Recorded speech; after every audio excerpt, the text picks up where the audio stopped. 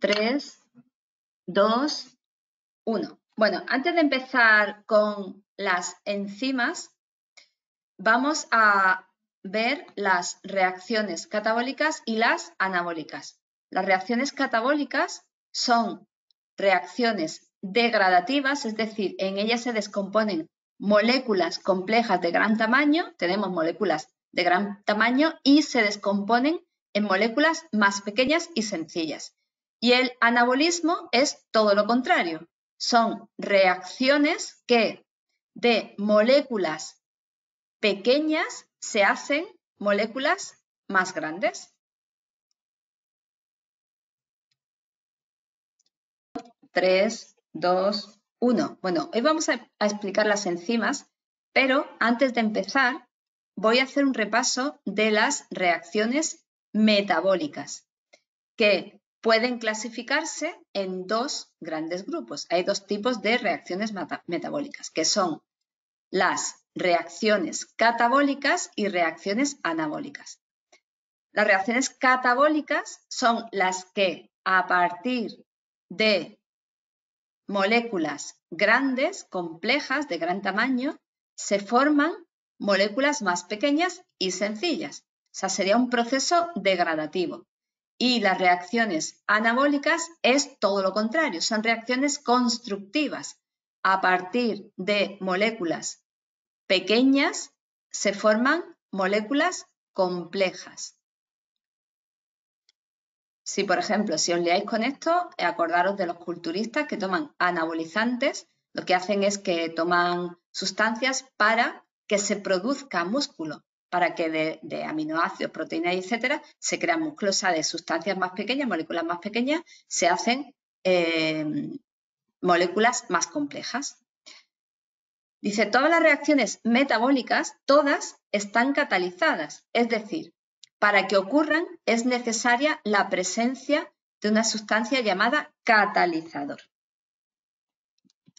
que no interviene en la reacción, o sea, no es ni producto ni reactivo, pero que sin él la reacción no tendría lugar. Los catalizadores de las reacciones metabólicas se llaman enzimas, que es lo que vamos a ver ahora. ¿Qué son las enzimas? Composición y estructura de los enzimas. Los catalizadores biológicos o biocatalizadores, o sea, son catalizadores que intervienen en las reacciones que se producen dentro de un organismo, pues esos biocatalizadores son las enzimas. Las enzimas son proteínas y pueden estar formados solo por cadena polipeptídica o también pueden tener otro grupo que no sea proteico.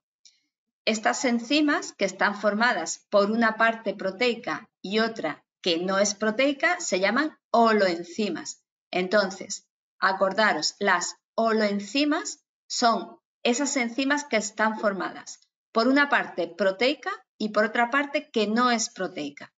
Y este tipo de enzimas, las holoenzimas, son las más comunes. Se conocen unos 2000 enzimas y para nombrarlos se emplea un término que hace referencia al sustrato sobre el que actúa y al tipo de reacción catalizada. A este término se le añade la terminación asa. Por ejemplo, la aspartato piruvato transaminasa es una enzima que cataliza la reacción de transferencia de un grupo amino desde el ácido aspartico al ácido pirúvico. No obstante, en ocasiones se emplea una terminología que no sigue esta regla. Se trata por lo general de enzimas digestivos que conservan su antigua denominación de cuando fueron descubiertos. O sea, normalmente el término se le nombra añadiendo asa a la reacción, al sustrato sobre el que actúan, pero hay veces que no, hay veces que la enzima tiene un nombre propio que mantiene de cuando fueron descubiertas. En los holoenzimas, acordaros, parte proteica más parte no proteica, la parte proteica se denomina apoenzima, mientras que la parte no proteica se puede llamar. A ver, vamos a ir resumiendo para enterarnos. la parte proteica, apoenzima. Y la parte no proteica puede ser grupo prostético o cofactor. ¿Cuándo es grupo prostético? Pues cuando su unión al apoenzima es permanente. Si ese grupo está siempre unida a la parte proteica, a la apoenzima, se llama grupo prostético. En cambio, se llama cofactor cuando esa parte no proteica no está siempre unida a la apoenzima. Bueno, y aquí los que estáis siguiendo el vídeo por YouTube veis que hay como un esquema. En los holoenzimas, el apoenzima, que es la parte proteica, se encarga de proporcionar estructura espacial específica adecuada al enzima para que éste pueda encajar y unirse al sustrato sobre el que va a actuar. ¿Vale? Eso es función del apoenzima. Y el cofactor, o bien grupo prostético, según sea siempre esté unido a la apoenzima o no, en el caso del cofactor, que es la parte no proteica, son los que hacen que la reacción que catalizan tenga lugar. O sea, el apoenzima es la que proporciona la forma, la estructura espacial específica que es adecuada al enzima para que pueda encajar con el sustrato. Y el cofactor o grupo prostético son los que hacen que la reacción tenga lugar. En el caso de que la parte no proteica sea un cofactor, o sea que no esté siempre unido, este puede ser un catión metálico o bien una molécula orgánica. Si el cofactor es una molécula orgánica, no se le denomina cofactor, sino coenzima. Un montón de nombres que hay que aprenderse. Suelen ser glúcidos, aunque también vitaminas, y en ello radica la importancia de estas. ¿Vale? Las vitaminas son muy importantes. ¿Por qué? Pues porque actúan como coenzima de las enzimas, o sea, de la parte no proteica de las enzimas. Y entonces son importantes para que se produzcan ciertas reacciones químicas dentro del organismo. Propiedades de los enzimas. Me estaba poniendo una chaqueta. Propiedades de los enzimas. Por su carácter proteico, las enzimas poseen las mismas propiedades que las proteínas. Esto os tenéis que quedar con esto porque muchas veces os hacen preguntas. Si aumentamos la temperatura, ¿qué ocurre con la enzima tal? Entonces os tenéis que acordar de que como son proteínas, tienen las mismas características. O sea, que si aumentamos la temperatura o si hay cambios de pH, pues ¿qué ocurre? Pues puede ocurrir que pierda su función y que incluso se desnaturalice. También puede ser por cambio de pH, variaciones de la temperatura o por elevadas concentraciones salinas. Casi siempre, esto también quedaros porque esto también lo suelen preguntar mucho, ¿vale? Lo de las concentraciones salinas, que podemos dar respuesta a lo de la osmosis y tal, pero también se le puede dar respuesta que no se producen los procesos metabólicos pues debido a esa elevada concentración salina. Casi siempre presenta un alto grado de especificidad, es decir, solo van a actuar sobre un determinado sustrato, alto grado de especificidad, siendo capaces incluso de diferenciar estereoisómeros. No obstante, también hay enzimas que presentan una especificidad menos estricta y que actúan sobre cualquier sustrato que presente un determinado grupo funcional. O sea, hay algunos que son muy específicos, otros que son específicos de determinado grupo funcional, pero no tanto. Por ejemplo, las esterasas catalizan la saponificación de cualquier líquido que contenga grupos éster, ¿vale? Estos no son tan específicos. Los enzimas presentan especificidad de reacción, es decir, solo catalizan una reacción metabólica y solo una, ¿vale? Presentan especificidad de reacción. ¿Qué quiere decir eso? Pues que solo catalizan una reacción metabólica y solo una. Mecanismo de las reacciones enzimáticas. Bueno, vamos a ver cómo se producen las reacciones enzimáticas. Cualquier reacción química se inicia con la rotura de los enlaces entre los átomos de las moléculas que van a reaccionar. Primero, ¿qué ocurre? Rotura de los enlaces. De los reactivos se rompen los enlaces para formar posteriormente los nuevos enlaces que originan las moléculas resultantes de la reacción, que serían los productos. existe un estado el cual dura un instante que se llama estado de transición, en el que los enlaces de los reactivos están rotos. O sea, hemos dicho, primer paso, se rompen los enlaces de los reactivos. Pues hay un momento que se llama estado de transición en el que esos enlaces están rotos, pero aún no se han formado los enlaces nuevos. Este estado de transición también se denomina estado activado. Para que se alcance este estado de transición es preciso suministrar una cantidad de energía para que se rompan esos enlaces. Y esa energía se llama energía de activación. Hay veces que la cantidad de energía de activación que hay que suministrar es tan pequeña que la simple energía cinética de las moléculas de los reactivos o la energía que proporciona la luz ambiente es suficiente para que se alcance el estado de activación y la reacción ocurra. Este es el caso, esto ocurre en las reacciones espontáneas. Pero hay reacciones que no son espontáneas y que sí necesitan una energía de activación, que esa energía es la que hay que suministrar para romper esos enlaces y llegar a ese estado de transición. Bueno, pues en las reacciones no espontáneas, la energía que hace falta es mucho más grande que las espontáneas. Y para que la reacción ocurra hay que suministrar calor. Julios.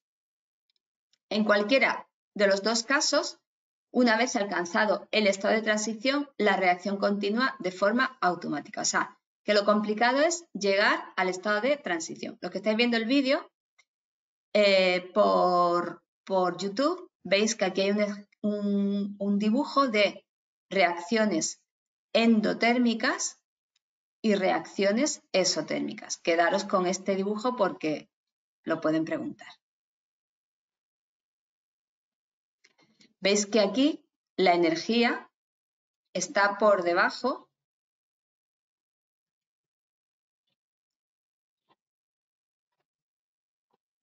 Me voy a quedar sin batería. Los que estáis escuchando el podcast, un segundo. Un segundito. Ya.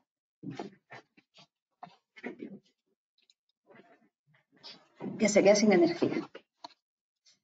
Bueno, pues entonces, esto sería reacción endotérmica, que veis que la energía está por debajo de este punto, y reacción exotérmica, la energía está por encima. La diferencia entre las reacciones endotérmicas que necesitan energía y las exotérmicas que desprenden energía radica en el balance energético global del proceso. En las reacciones endotérmicas, que sería este primer dibujo, la cantidad de energía desprendida al final del proceso es menor que la que hubo que gastar, ¿vale? Al principio tenemos una cantidad de energía para llegar a ese momento de esa rotura de enlaces y vemos cómo la energía final es menor. Entonces, eso sería una reacción endotérmica. La cantidad de energía desprendida al final es menor que la que hubo que gastar, o sea, lo que hemos llamado energía de activación, para alcanzar el estado de transición y por eso absorben calor. En las reacciones exotérmicas, la cantidad de energía desprendida al final es mayor que la que se gastó, o sea, mayor que la energía de activación, la que se gastó en alcanzar el estado de transición y por eso desprenden calor. Con estos dibujitos, lo que estáis viendo en internet, quedaros, ¿eh? En las reacciones catalizadas por enzimas, la presencia del enzima lo que hace es disminuir la cantidad de energía, muy importante. ¿Qué es lo que hace la enzima? Pues la enzima lo que hace es disminuir esa energía de activación. O sea, la energía que hay que suministrar para que se empiezan a romper los enlaces es menor, hace falta menor energía si hay una enzima. Bueno, sigo leyendo. Lo que hace es disminuir la cantidad de energía que hay que suministrar a los reactivos para que alcancen el estado de transición, o sea, la energía de activación. Con lo cual se alcanza mucho más fácilmente el estado de transición y permite que la reacción se lleve a cabo, casi como si fuera espontánea. Bueno, aquí vemos en la imagen,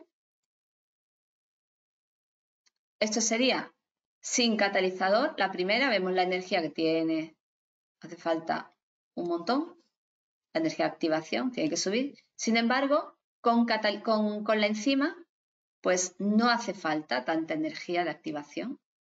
¿Veis la diferencia? Bueno, pues con esta imagen también quedaros. Cuando un sustrato se encuentra con su enzima específico, se produce el siguiente proceso.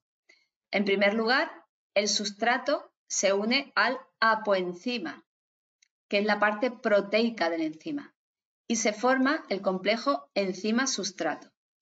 La unión entre la enzima con su sustrato se produce porque la molécula de sustrato encaja espacialmente. O sea, si lo estáis viendo, los que están viéndolo en YouTube, se ve perfectamente cómo el sustrato y la apoenzima en su centro activo tienen la misma forma y entonces encajan como si fuera una especie de puzzle. De forma perfecta en una región de la molécula de la proteína llamada centro activo, ¿vale? Ese sitio donde se unen es el centro activo. Esta unión entre la apoenzima y el sustrato hace que los radicales de los aminoácidos de la proteína debiliten los enlaces que mantienen unidos los átomos de la molécula de sustrato y se alcance más fácilmente el estado de transición, ¿vale? Entonces, acordaros que ¿para qué se utiliza la enzima? Para disminuir esa energía de activación, para que ese estado de transición se consiga más fácilmente. Entonces, ¿qué es lo que ocurre ahí para que disminuya la energía de reacción, para que haga falta menos energía? Pues el apoenzima y el sustrato, esa unión se unen y entonces hace que los radicales de los aminoácidos de la proteína debiliten los enlaces que mantienen unidos los átomos. O sea, los aminoácidos de la proteína lo que hacen es debilitar esos enlaces que mantienen unidos los átomos del sustrato. Y entonces, como los debilita, pues hace más fácil que se rompan y que se llegue a ese estado de transición. Una vez ocurrida la reacción y formado el producto, este se libera del centro activo y el enzima queda disponible para volver a unirse a otra molécula de sustrato. En la actualidad, se considera que existen dos formas mediante las cuales el sustrato se une específicamente al centro activo. Hay dos formas. Una es el modelo, bueno, hay dos formas, se supone que hay dos formas, o sea, hay como dos teorías. El modelo de llave-cerradura, propuesta por Fischer en 1890, que afirma que la unión del sustrato al centro activo se produce porque ambas moléculas encajan espacialmente de forma perfecta como una llave en su cerradura, y el modelo de ajuste inducido que fue propuesto por Kosland en 1958, al comprobar que en algunos enzimas el centro activo es capaz de cambiar de forma y adaptarse a la forma del sustrato para que se encaje. O sea, la primera teoría es que es llave cerradura, o sea que encajan perfectamente, tienen la forma para encajar. Y el modelo de ajuste inducido, que es que se supone que algunas enzimas son capaces de cambiar la forma y adaptarse a la forma del sustrato para que encaje.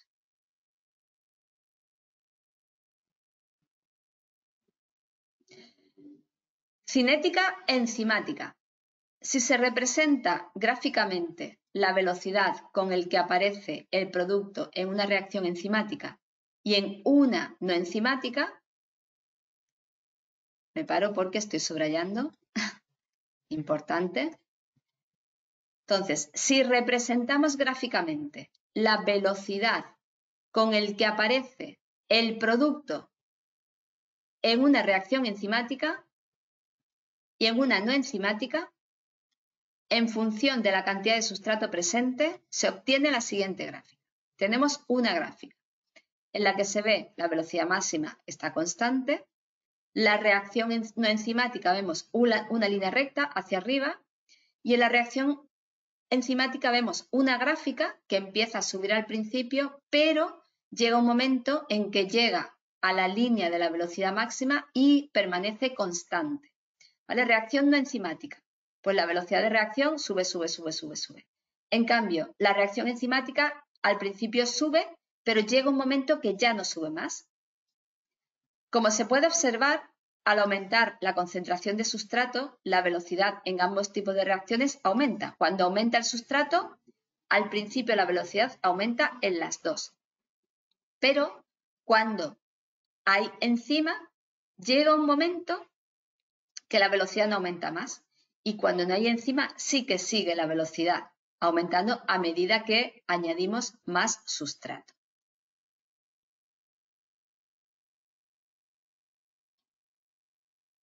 Entonces, en la reacción enzimática, como hemos dicho, aumenta la velocidad hasta que se alcanza una determinada concentración de sustrato, a partir del cual, por mucho que aumentemos la concentración de sustrato, la velocidad de la reacción no aumenta más.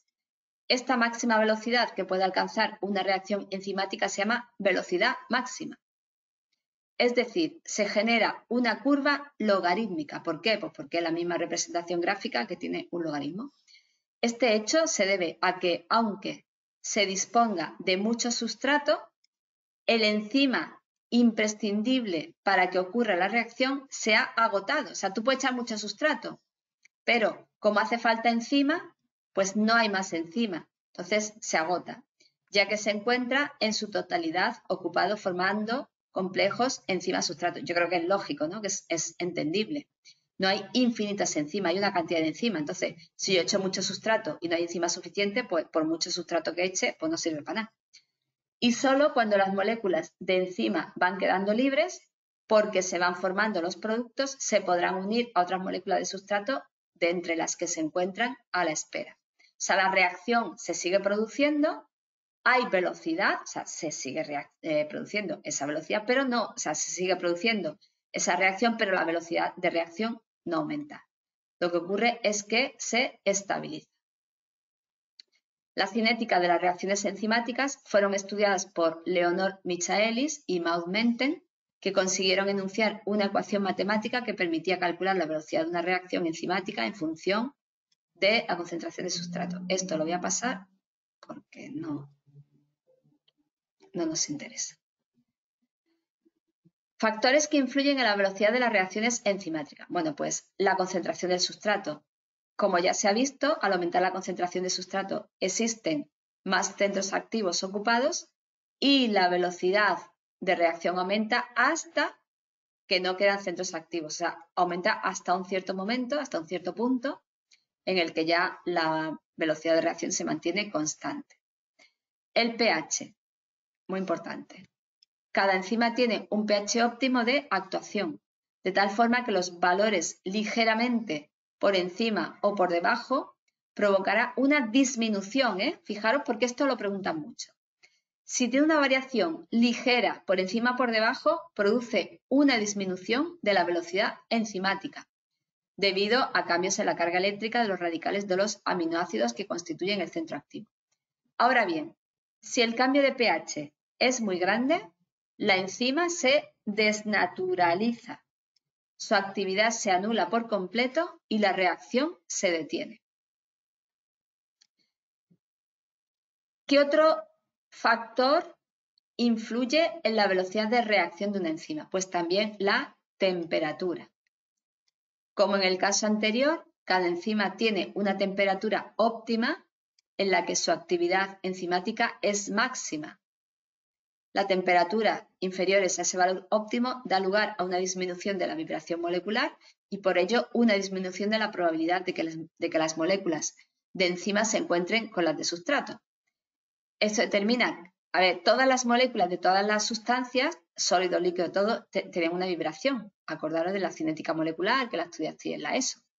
Entonces, si disminuye la temperatura, esa vibración pues baja. Entonces lo que hace es que disminuye la probabilidad de que reaccione, de que se encuentre la enzima con el sustrato.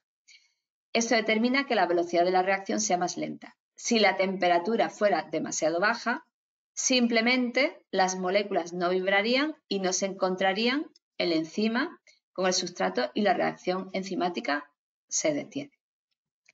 Por otra parte, si las temperaturas son muy altas, son muy superiores a la temperatura óptima, que hemos dicho antes, porque las enzimas o son proteínas totalmente o tienen una parte de proteína, entonces se desnaturaliza, con lo cual pierde su total funcionalidad y la detención de la reacción enzimática. No obstante, la disminución de la reacción enzimática es más lenta cuando la temperatura se encuentra por debajo de la temperatura óptima que cuando se encuentra por encima de esta. ¿Vale? Cuando la temperatura baja, la reacción disminuye la velocidad. Y por ello, la gráfica de variación de la actividad enzimática con la temperatura es ligeramente asimétrica en comparación con la gráfica de la actividad enzimática.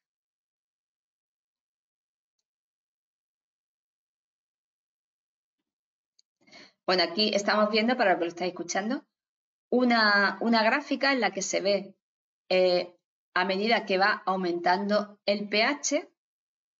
Bueno, pues primero hay una curva que va hacia arriba, hacia arriba, hacia arriba, hasta llegar a un pH óptimo. Cuando pasa el pH óptimo, pues ya la reacción va bajando, la actividad enzimática va bajando. Sin embargo, vemos una gráfica que es de aumento de temperatura. A medida que aumenta la temperatura, aumenta la actividad enzimática hasta que llega a la temperatura óptima. Y luego cuando aumenta con una cierta pendiente. Pero cuando llega a esa temperatura óptima y sigue aumentando, pues ya desciende la actividad enzimática, pero con una pendiente mucho mayor, ¿vale? Es mucho más cuesta abajo, digamos, más rápida la baja.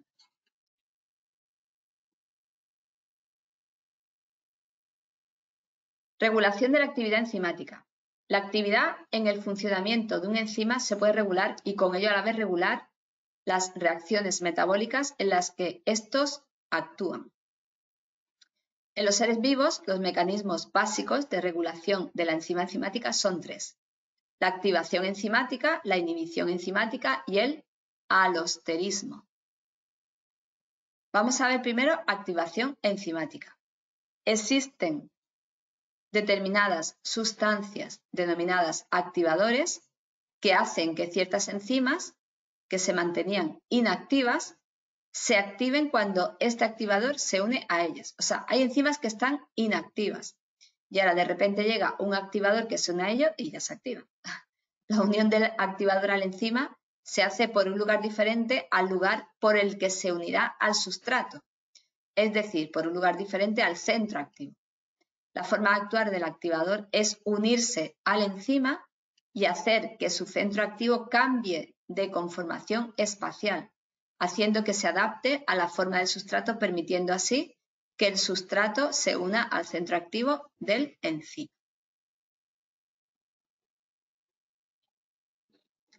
Bueno, los activadores más frecuentes son, por ejemplo, el magnesio, el calcio, cationes, aunque en ocasiones el propio sustrato actúa de activador, ya que la simple presencia del sustrato cerca de la enzima pues hace que la enzima se active. Inhibición enzimática. Los inhibidores enzimáticos son sustancias que disminuyen o anulan la actividad de una enzima.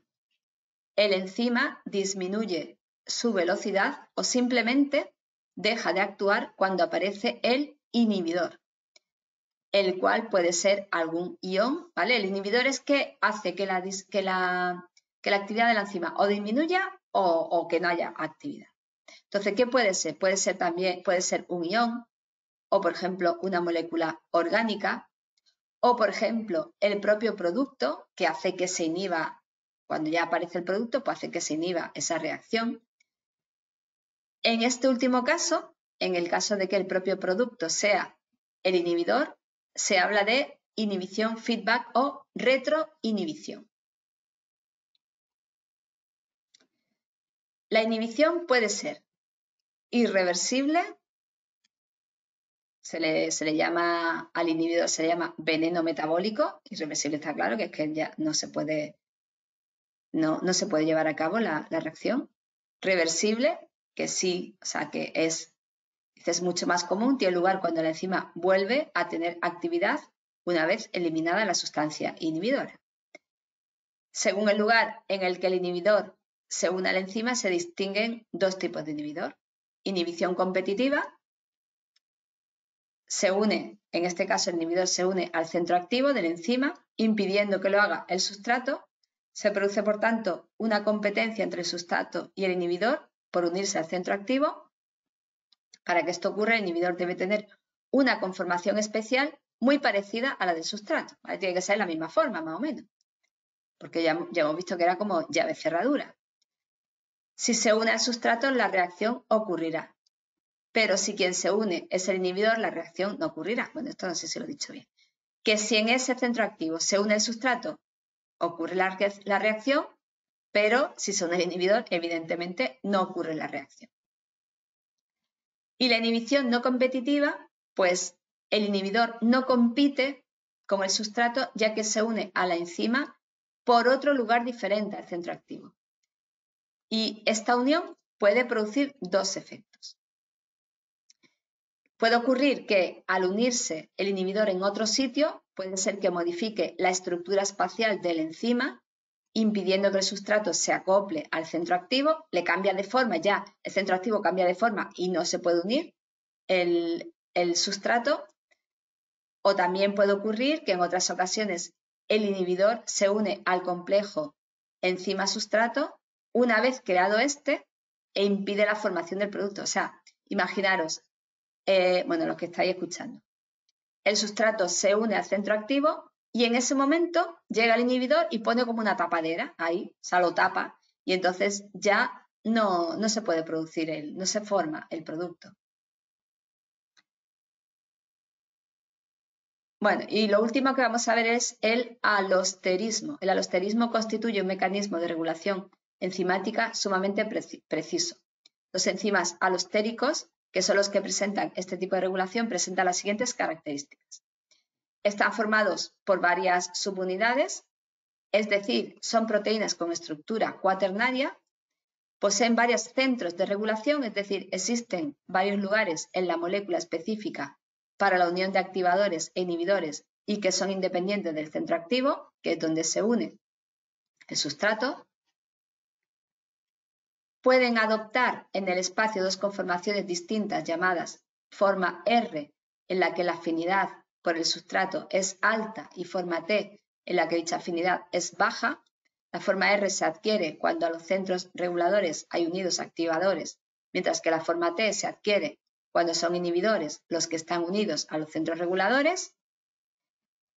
Y existe un efecto colaborativo entre las subunidades que forman el enzima, de modo que la activación o inhibición de una sola de las unidades provoca el mismo efecto en todas las demás, aunque a sus centros reguladores no haya unido nada.